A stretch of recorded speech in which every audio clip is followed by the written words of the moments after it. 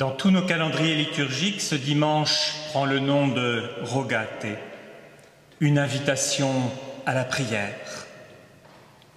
Et de fait, ce matin, Dieu nous invite et nous accueille, lui qui est Père, Fils et Saint-Esprit, pour que nous prenions le temps de nourrir cette relation intime qu'il veut entre nous et lui. La nourrir ensemble, en Église, présent ici, physiquement, ou présent de cœur à la maison. Prier Dieu, c'est ce que je vous invite à faire dès maintenant, en chantant le numéro 204. 204, nous t'invoquons, ô Seigneur.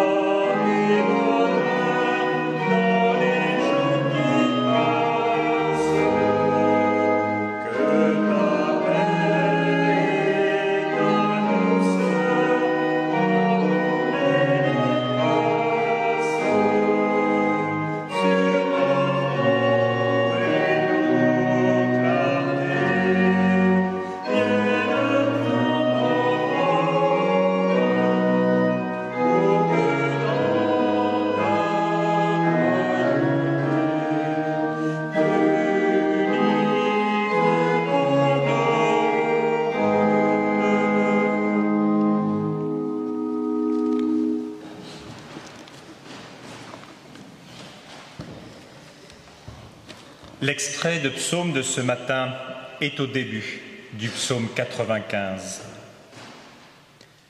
Venez, crions de joie pour notre Seigneur, saluons joyeusement notre solide rocher, notre Sauveur. Approchons-nous de lui pour le remercier, chantons pour lui avec nos instruments de musique, car oui, le Seigneur est le grand Dieu, le grand roi qui dépasse tous les dieux. Il tient dans sa main ce qui est sous la terre, et les sommets des montagnes sont à lui. La mer est à lui, c'est lui qui l'a faite. La terre est à lui, ses mains l'ont formée. Entrons, courbons-nous, inclinons-nous. Mettons-nous à genoux devant le Seigneur qui nous a fait. Car oui, il est notre Dieu. Nous sommes son peuple et le troupeau qu'il conduit. Il est notre berger.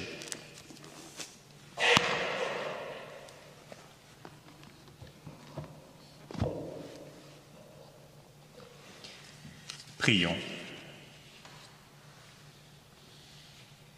Loué sois-tu, Seigneur, toi qui es notre Père, toi qui pèses la terre dans le creux de ta main et qui souffles sur la nuit pour en chasser les ténèbres. Tu t'es penché sur l'homme et tu l'as relevé. Tu as juré à nos pères de leur donner un pays et c'est la terre entière que tu nous confies. Tu as promis à Abraham de lui donner un fils et c'est ton propre fils que tu nous as donné. Loué sois-tu, Seigneur, car ton nom est grand sur toute la terre. Loué sois-tu, Seigneur, toi dont le nom est Jésus-Christ. Tu as proclamé la bonne nouvelle du royaume, tu t'es abaissé pour mourir avec nous, et tu vis maintenant pour nous élever avec toi vers le Père. Devant toi désormais tout genou doit fléchir, toi qui règnes glorieux d'une extrémité du monde à l'autre, toi devant qui les rois fermeront la bouche. Loué sois-tu, Seigneur, toi dont le nom est grand sur toute la terre. Loué sois-tu, Seigneur, toi le consolateur, toi qui viens apaiser les esprits tourmentés, toi qui sèmes la joie dans les cœurs affligés, toi qui fais germer le rire sur les lèvres crispées et fleurir les chansons au sein des opprimés.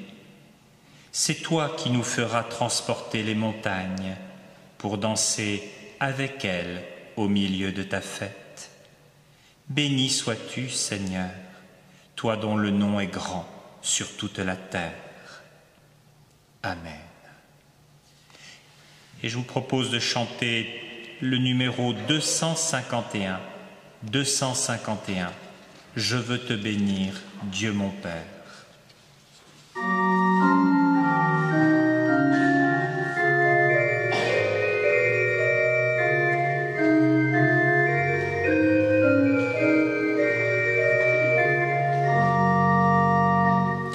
Je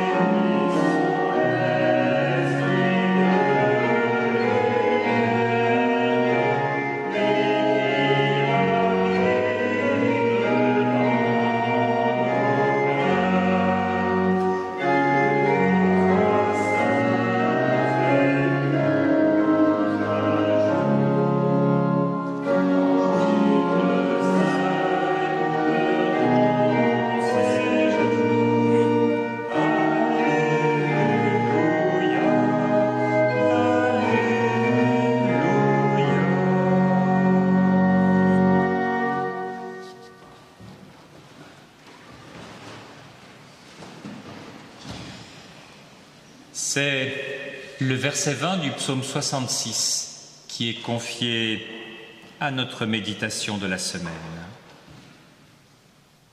Béni soit Dieu qui n'a pas écarté ma prière, ni détourné de moi son amour. Béni soit Dieu qui n'a pas écarté ma prière, ni détourné de moi son amour. Prions. Seigneur, j'ai peur. J'ai peur de ton évangile qu'il est facile d'entendre annoncer, qu'il est encore relativement facile d'écouter sans en être par trop scandalisé, mais qu'il est si difficile de vivre. J'ai peur de me tromper, Seigneur. J'ai peur d'être satisfait de ma petite vie bien convenable. J'ai peur de mes bonnes habitudes que je prends pour autant de vertus. J'ai peur de mes petits efforts qui me donnent l'impression d'avancer. J'ai peur de mes activités qui me font croire que je me donne.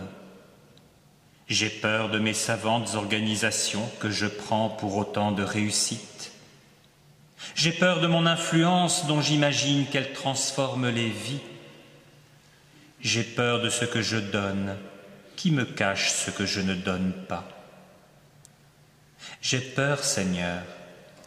Il y a des gens plus pauvres que moi, moins bien logés, moins bien chauffés, moins bien payés, moins bien nourris, moins bien choyés, moins bien aimés. J'ai peur, Seigneur, car je ne fais pas assez pour eux. Je ne fais pas tout pour eux. Faudrait-il que je donne tout? Faudrait-il que je donne tout jusqu'à ce qu'il n'y ait plus une seule souffrance, une seule misère, un seul péché dans le monde? Faudrait-il, Seigneur, que je donne tout le temps, que je donne ma vie? N'est-ce pas vrai pour tous? N'est-il pas permis d'être raisonnable? Donne-nous, Seigneur, d'entendre qu'il n'y a qu'un commandement pour tous. Tu aimeras le Seigneur ton Dieu de tout ton cœur, de toute ton âme, de tous tes moyens.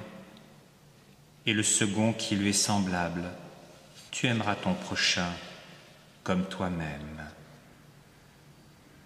Amen.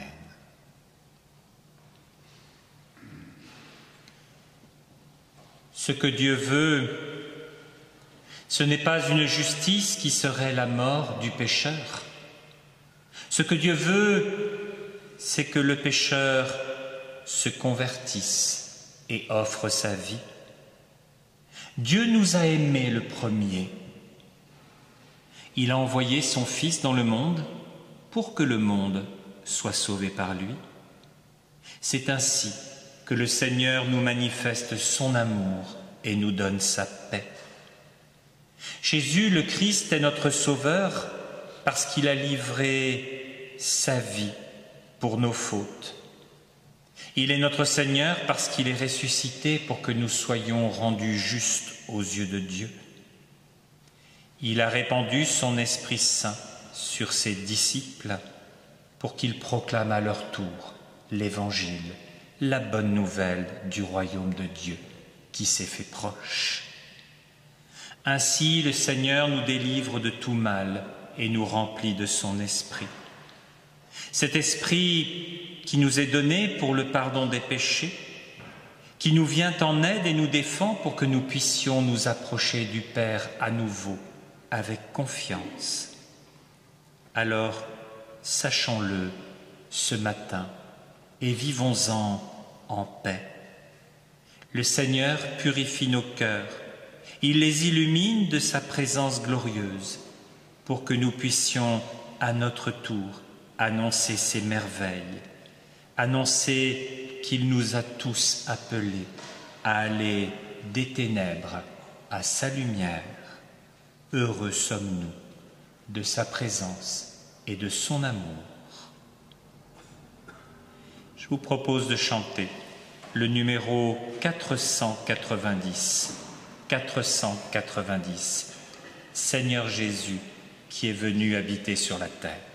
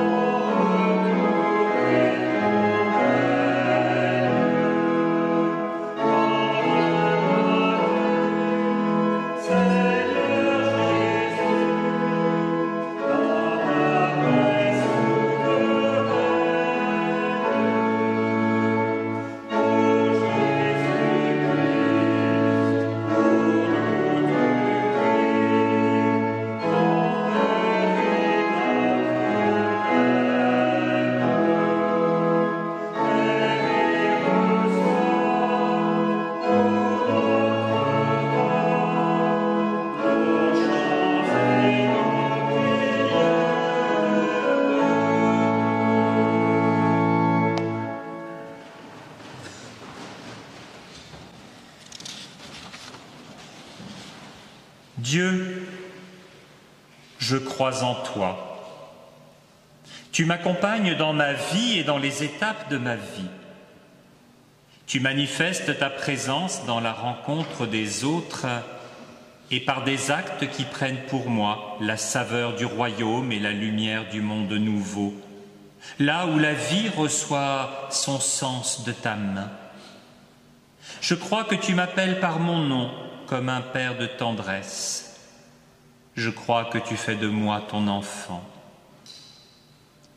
Jésus-Christ, je crois en toi, homme de notre histoire, Seigneur du monde avec le Père. Je crois que l'audace de ta vie à contre-courant, tes repas avec les marginaux, la place que tu as voulu pour les ignorer, ton regard porté sur ceux que tu as guéris, ton silence devant tes accusateurs, sont les gages de la vérité de ma vie. Tu es pour moi la promesse et l'espérance que la vie dépasse la mort et toute mort. Et tu m'envoies dire aux autres à jamais ton amour et la puissance de ta résurrection. Esprit Saint, je crois en toi. Souffle d'amour, respiration de ma prière, secours de mon pas, visite de mon sommeil, fil conducteur du Père au Fils comme tu l'es entre nous tous, tu es celui que j'appelle dans mes déserts.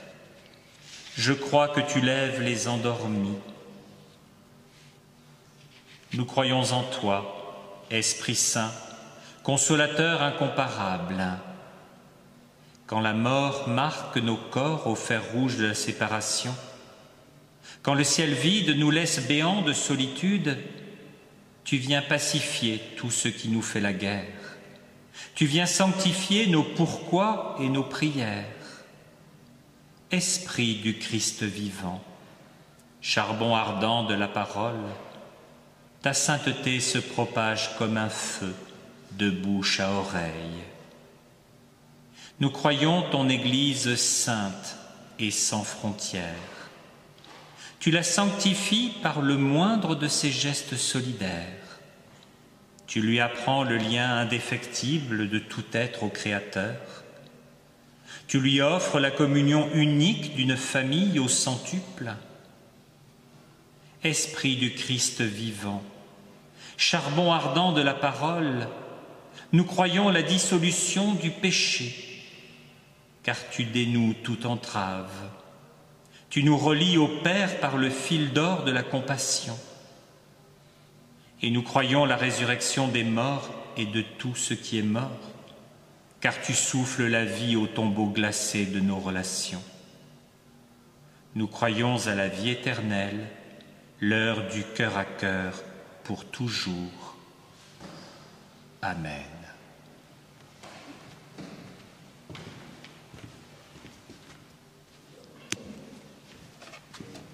Dieu notre Père, en ces jours de deuil pour ma famille, merci de pouvoir lire ta parole en communauté dans ce beau temple Saint-Jean où nous sommes réunis avec nos amis de Mulhouse et environ de 2 ans à un âge beaucoup plus vénérable.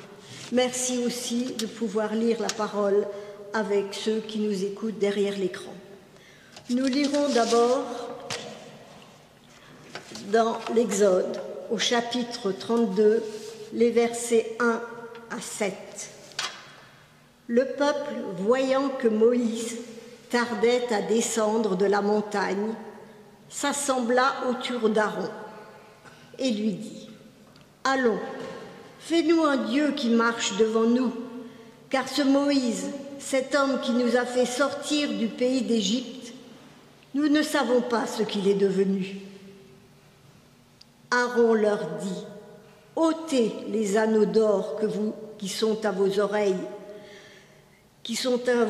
de vos fils, de vos filles, de vos femmes, apportez-les-moi. » Et ils ôtèrent les anneaux d'or qui étaient à leurs oreilles, et ils les apportèrent à Aaron. Il les reçut de leurs mains, jeta l'or dans un moule, et fit un veau en fonte. Et ils dirent : « Israël, voici ton Dieu qui t'a fait sortir du pays d'Égypte. » Lorsqu'Aaron vit cela, il bâtit un autel devant lui et il s'écria : « Demain, il y aura fête en l'honneur de l'Éternel. » Le lendemain, ils se levèrent de bon matin et ils offrirent des holocaustes et des sacrifices d'action de grâce. Le peuple s'assit pour manger et pour boire. Puis ils se levèrent pour se divertir. Nous lirons ensuite dans 1 Timothée, au chapitre 2, les versets 1 à 6.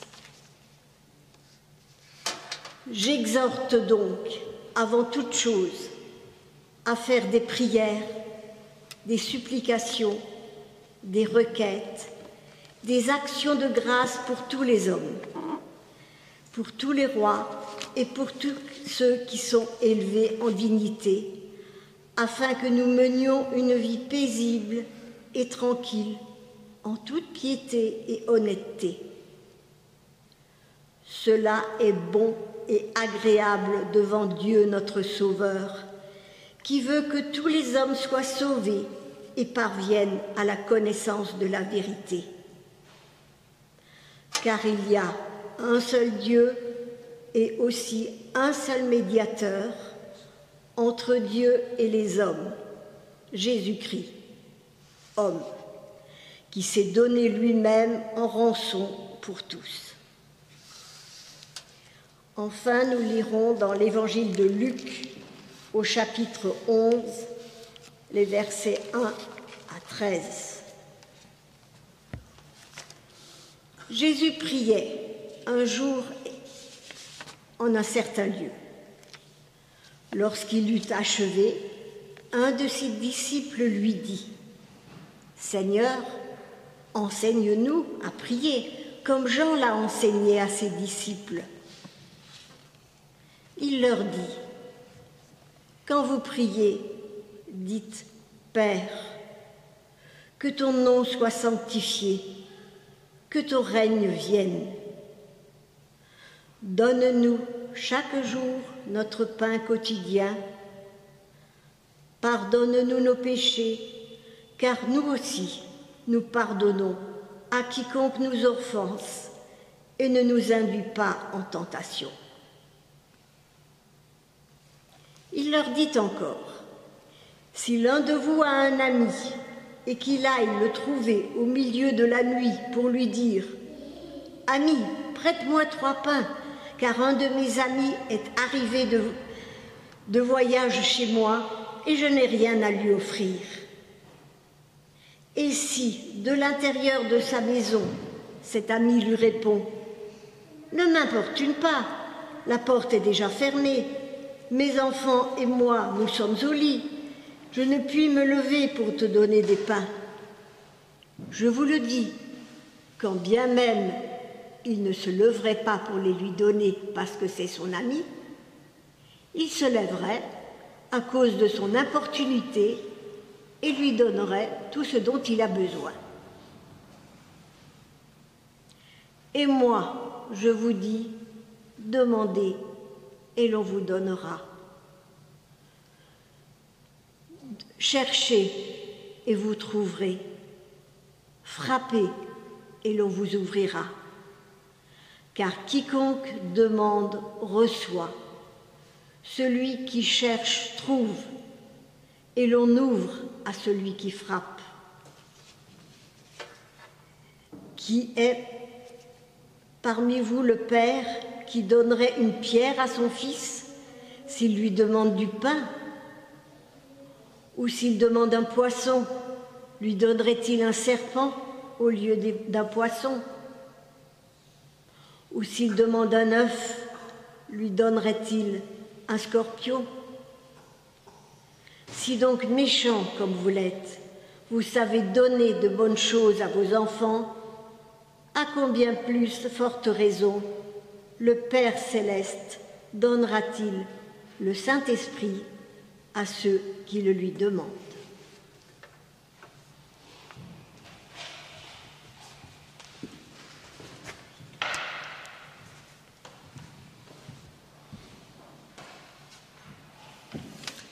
On vient de faire la preuve que c'est pas parce que le pasteur a dit un truc qu'il faut forcément lui faire confiance. Visiblement, je t'ai pas donné la bonne référence. Donc, dans le livre de l'Exode, c'était les versets suivants qui étaient au programme. Le Seigneur dit à Moïse, « Descends tout de suite. Ton peuple que tu as fait sortir d'Égypte est tombé dans un grand péché. Très vite, ils ont quitté le chemin que je leur avais montré, se sont fabriqués un veau en métal fondu, se sont mis à genoux devant lui et lui ont offert des sacrifices. Ensuite, ils ont dit, « Voici notre Dieu qui nous a fait sortir d'Égypte. Eh bien, je le vois, ce peuple est un peuple à la tête dure. Maintenant, laisse-moi faire, je vais me mettre en colère et je les détruirai.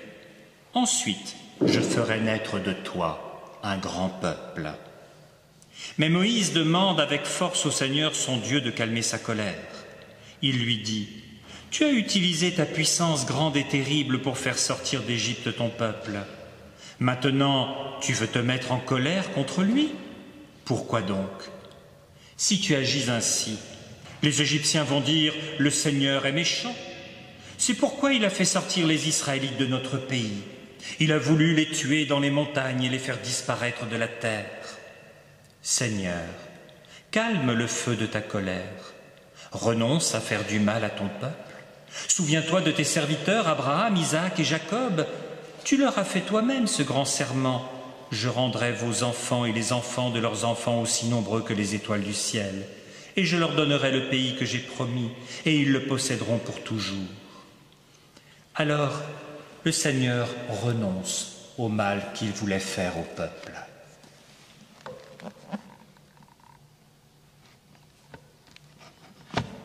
Désolé. Le texte que nous avons entendu dans la première lettre à Timothée résume si bien, tellement bien, tous nos enseignements d'Église sur la prière. Trouver un juste équilibre entre les demandes et l'expression de la reconnaissance pour tout ce qui a été reçu. Avoir une vision globale du monde avec tous les êtres humains en général, et puis ceux qui ont une forme d'influence ou de pouvoir en particulier. Pouvoir dire notre aspiration au calme et à la tranquillité, mais tout en gardant une attention forte portée à la piété et à la respectabilité. Le tout pour bien vivre en plaisant à Dieu, un Dieu dont on rappelle, bien entendu, que ce qu'il veut, c'est que tous soient sauvés, que tous connaissent la vérité. Alors, après un passage comme celui-là, il n'y a plus qu'à se souvenir de l'exhortation de Paul dans sa lettre aux Thessaloniciens, lorsqu'il nous demande de veiller et de prier en tout temps. On pourrait s'arrêter là finalement. Sauf que, voilà, il y a 2 autres textes qui sont sur notre liste de ce jour. 2 textes qui nous offrent d'autres aspects à considérer concernant la prière. Des aspects peut-être moins familiers. Le premier, c'est que visiblement, à en juger par l'attitude des disciples, Jésus est convaincant quand il prie. Non seulement il leur donne envie d'en faire autant à leur tour, mais en plus, quand il est en prière, personne ne s'avise de l'interrompre en plein milieu pour lui demander d'en partager l'intensité de l'instant.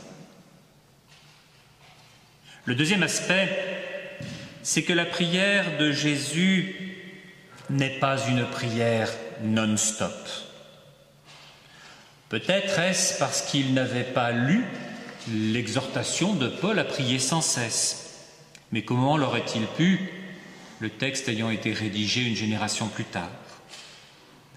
Ou bien peut-être que Paul, lui, aura été un peu trop caricatural dans son zèle pour l'édification de l'Église, en nous demandant de prier sans cesse. En tout cas, voilà de quoi nous rassurer.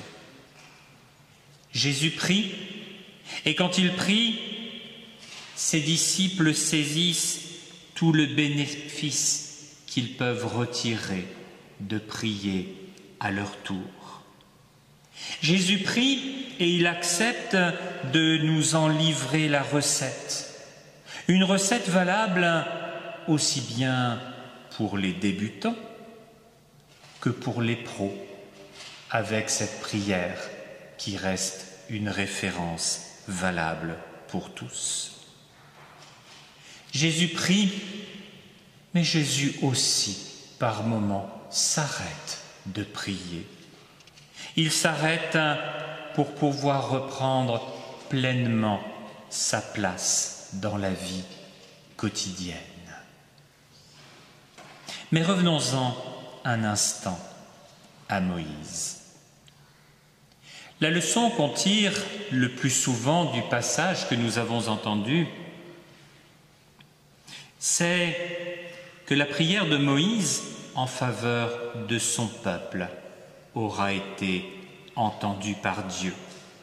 Dieu qui renonce à son projet de détruire le peuple, Dieu qui suit l'option que Moïse lui propose en contrepartie. Sauf qu'à y regarder de plus près, ce que Moïse demande, ce n'est peut-être pas principalement ou premièrement le salut de ce peuple qu'il dirige. Ou en tout cas, derrière cette demande, peut-être y a-t-il quelque chose de plus important à ses yeux, quelque chose autour de l'image qu'il se fait de lui-même, de l'image qu'il se fait du monde. Moïse voudrait-il seulement épargner le juste courroux que mérite son peuple? Quand on voit que tout de suite après, il provoque lui-même un massacre de son peuple et que dans un geste de colère, il brise, pardonnez du peu, les tables que Dieu a lui-même gravées et lui a données en main propre, on peut raisonnablement en douter. Il est fort probable que Moïse n'ait pas peur principalement pour sa vie ou pour son pouvoir. De toute façon, Dieu lui a promis de rester à la tête d'une grande nation. Mais simplement, il propose de lui offrir la tête d'une nouvelle grande nation. Et à lire entre les lignes, on se dit que ce que Moïse craint le plus, c'est que soit portée atteinte à sa réputation, à sa crédibilité. Ce qui fait peur à Moïse, c'est le qu'en dira-t-on chez les Égyptiens et les autres peuples quand ils apprendront cette histoire, cette défaite de Moïse qui n'a pas été capable de faire vivre la foi à un peuple bénéficiaire d'aussi grands gestes de libération. Et à voir les choses ainsi, on se rend compte qu'il en va aussi ainsi dans certaines de nos longues prières d'intercession, celles pour lesquelles nous développons le plus de détails, des prières dans lesquelles s'entremêlent, bien sûr, un souci sincère de toutes les situations d'injustice, de violence ou de détresse dont nous avons connaissance, qui nous émeuvent, qui heurtent nos convictions les plus intimes, qui entremêlent ce souci-là et des considérations qui nous sont plus intérieures, bien personnelles. Je pense par exemple, et l'actualité des campagnes électorales y fait droit, à toutes ces façons que nous avons d'évoquer dans le discours ou dans la prière les situations de détresse sociale, mais avec derrière la peur que nous avons d'en être nous-mêmes plus tard à notre tour frappés. Ou l'évocation qui est faite des pays en guerre avec un authentique souci de la souffrance de ceux qui vivent dans ces pays, mais avec derrière, en filigrane, notre peur d'en être affecté par ricochet. C'est pour cela que certaines prières qui nous sembleraient peut-être bien vagues, fourre-tout, à l'exemple du Notre Père, ont aussi un sens, ont aussi une importance capitale. C'est pour cela que résonne la demande des disciples à Jésus. Apprends-nous à prier. Car la prière est à la fois ce qu'il y a de plus instinctif et de plus difficile dans la vie du croyant. Pour le reste, c'est Dieu qui pourvoit. Et cet épisode avec Moïse nous rappelle l'attention que Dieu porte à toutes nos fragilités personnelles lorsque nous sommes à son service. À côté de cet épisode, la parole de Jésus en réponse à la demande sur la prière. Sous forme de parabole, nous entraîne sur une autre piste. La piste de trois amis qui focalisent l'attention sur l'ami du centre, celui qui fait le lien avec les deux autres qui ne se connaissent pas entre eux. En général, quand on entend cette parabole, on oublie ou on néglige le troisième qui n'est que cité par le deuxième. Un ami qu'on ne voit pas et qui pourtant est à l'origine de toute cette scène. Nous voilà plongés dans un pays où il est réputé dangereux de voyager de nuit, un pays où l'hospitalité ne se discute pas. Et ce troisième ami trouve, le soir venu, asile chez un ami qui va logiquement l'héberger. Cet hébergement n'était pas prévu, comme tant de choses de nos vies au quotidien.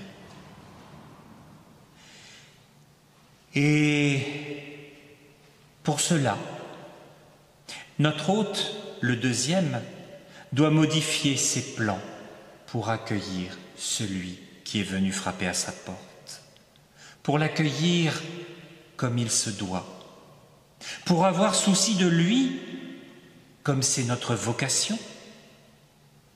Et parce qu'il ne l'avait pas prévu, il faut qu'il aille emprunter ce qu'il n'a pas en réserve et dont il a pourtant besoin, là, maintenant, pour cet homme de passage, pour cet homme qui, une nuit, va croiser le chemin de sa vie. On ne va plus entendre parler de ce troisième.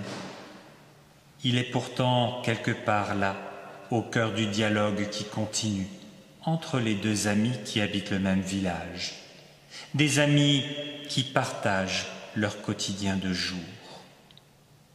Un quotidien de jour, mais pas de nuit. La requête du deuxième ami, celui qui est au milieu entre les autres, justement parce qu'elle se fait de nuit, importune le dernier, le villageois paisible. Parce que selon les usages de ce temps, il s'est, comme tous les autres, retranché dans sa maisonnette, et la réticence qu'il a à ouvrir sonne tout à fait juste. Quand le deuxième vient frapper à sa porte, il trouble de fait la quiétude du lieu. Y répondre, c'est forcément déranger les autres membres de la maisonnée qui couchent à côté sur leur paillasse. C'est forcément devoir traverser le petit bétail qui vit dans la première partie de la maison pour aller jusqu'à la porte et l'ouvrir avec des systèmes d'ouverture qui n'ont rien d'une simple clé qu'il suffit de tourner. Non, c'est vraiment une source de tracas que de répondre à la demande, même si on en aurait envie. Tout est posé et le reste nous est connu. Une demande qui va être satisfaite, sinon par amitié réelle, du moins à minima pour avoir la paix, pour que cesse le tracas lié à l'insistance du quémandeur. Et le donateur, ou plutôt prêteur de notre histoire, est identifié à Dieu qui répond à nos demandes pressantes.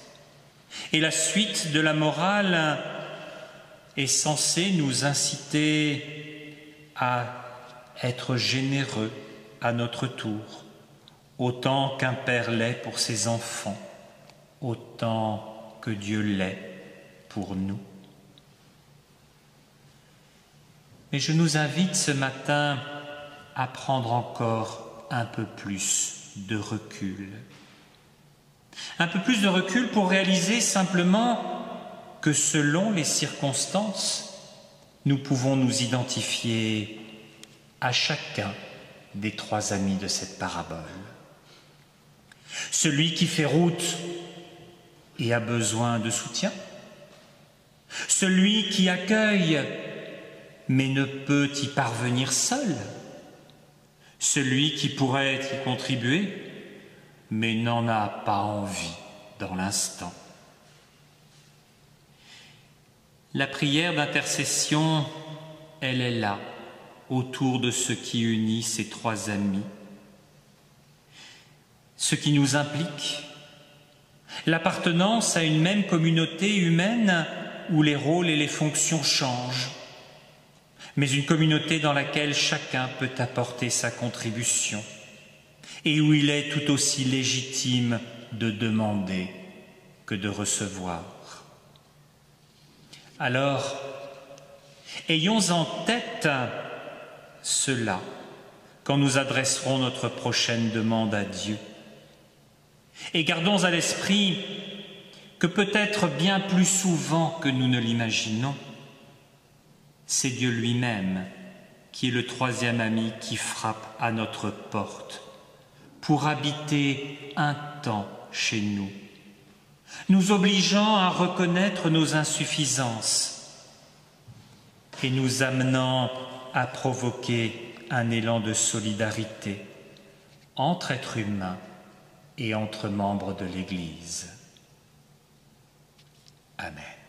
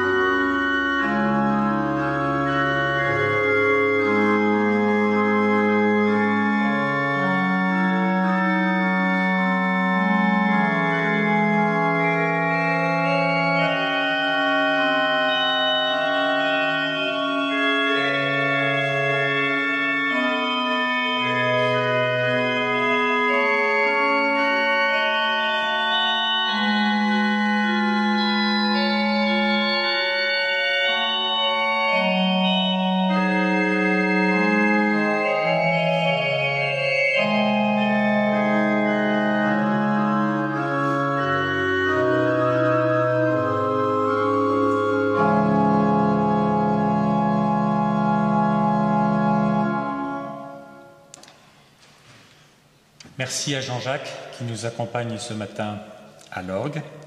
Merci à Anne pour les lectures.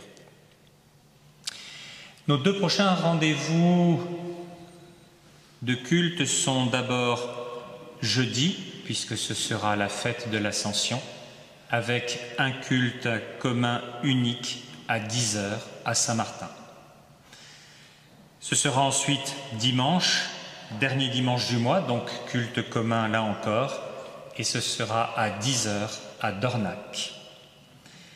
D'ici là, mardi commence le festival interreligieux du conte. Je ne vous fais pas le détail, tout est réuni dans le petit dépliant qui est disponible sur la table à la sortie. Vendredi, 17h30, dernier vendredi du mois, le groupe biblique œcuménique du quartier Népère-Nouveau-Bassin se réunira. Cette fois-ci, c'est autour de l'Assemblée de la Pierre Précieuse, rue de Lanzer, au numéro 15, qui nous accueillera. Dernière nouvelle, samedi, notre doyenne, Laure Bernard, aura 99 ans. Alors, je ne vous donnerai pas son numéro de téléphone parce que ça risque de poser un tout petit peu problème compte tenu du nombre de personnes qui s'en serviront ce jour-là. Mais si vous voulez avoir son adresse postale ou son adresse mail, on vous les donnera bien volontiers. Ça peut être consulté à n'importe quelle heure du jour et de la nuit. Y a-t-il... Oui ? À Redisheim, théâtre de la Marelle, cet après-midi. Ah oui, c'est vrai, c'est pas encore fini. Oui, 17h cet après-midi, la dernière séance du théâtre de la Marelle pour cette saison. Donc, une adaptation théâtrale de La Vengeance du pardon d'Éric Emmanuel Schmitt. Autre chose ? Alors, je vous propose de chanter le numéro 627. 627. Ô mon Père, ma prière irait-elle jusqu'à toi ?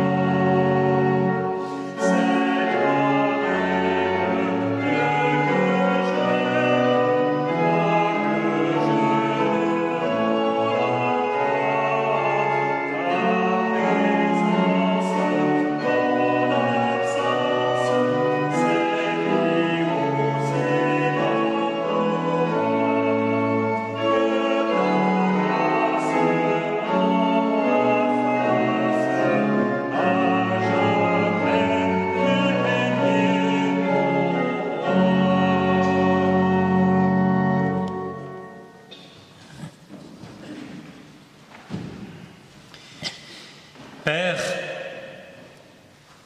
ce matin nous voulons jeter pêle-mêle devant toi tout ce qui encombre nos esprits, de désirs, de tracas, d'inquiétudes, de souffrances, voire de cicatrices. Jeter pêle-mêle tout cela pour que tu le prennes en charge à notre place, même si cela peut avoir un petit côté superstitieux, même si c'est pour une bonne part égoïste. Nous voulons le jeter pêle-mêle devant toi aussi pour que nos esprits en soient libres. Libres de tout ce qui nous encombre pour que redevienne possible un temps de disponibilité en nous. Pour que redevienne possible la possibilité pour nous de nous attacher à ta volonté. Pour que redevienne possible pour nous la disponibilité du cœur à saisir tout ce qu'il y a de richesse dans l'alliance que tu nous proposes et nous fais vivre. Alors Seigneur, merci. Merci de pouvoir nous présenter devant toi tels que nous sommes, sans avoir à nous dissimuler derrière des mots ou des attitudes faussement pieux. Merci de nous savoir aimés, compris et entourés de ta présence, quoi qu'il puisse nous arriver.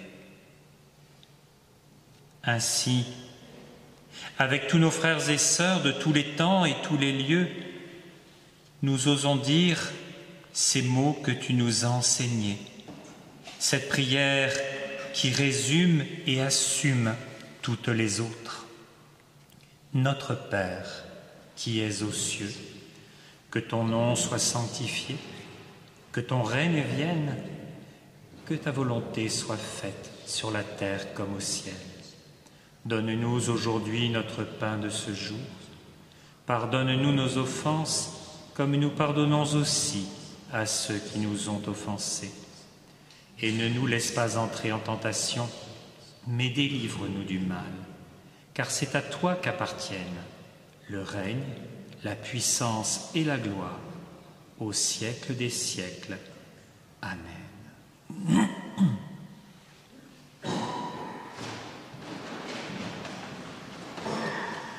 Regarde en arrière et loue le Seigneur.